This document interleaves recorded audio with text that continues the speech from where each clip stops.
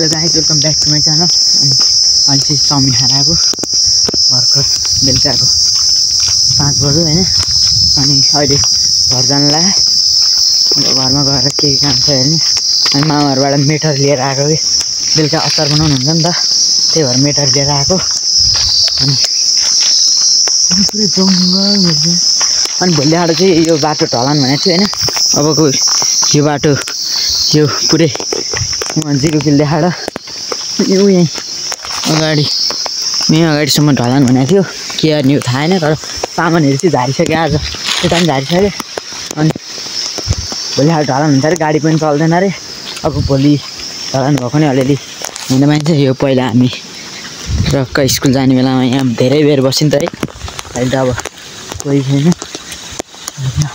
घर गएर भेट्छ है त। त्यो गाई जहिले चाहिँ हामी गाईलाई खानेकुरा हाल्नु जान्ला। राति 7 साढे 7 भएछ, खानासाना खायो। आज चाहिँ खानामा ढिँडो थियो होइन।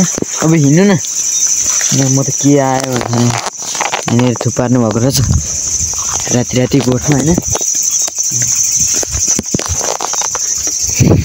गाई के गरी चाहिँ हेरौँ है त। अब खै गोठमा बत्ती नै छैन कि गाई उठिरहेछ होइन।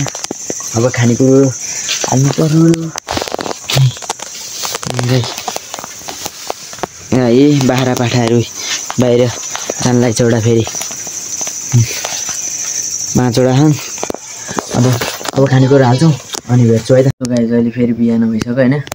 अनि भर्खर उठ्या। भ्लग हिजो के भयो अझै खै दिउँसोतिर बनाउनै मन लाग्दैन। अब काम पनि त्यस्तो भ्लग बनाउने केही हुँदैन, त्यही भएर नि होला। बिहान उठ्ने बित्तिकै यहाँ बिस्कुन हाल्यो है यता 2 ठाउँमा। अनि भर्खर त्यहाँ तल पनि खनेर आएको, हिजोको अलिकति बाँकी थियो त्यो पनि खनेर आएँ।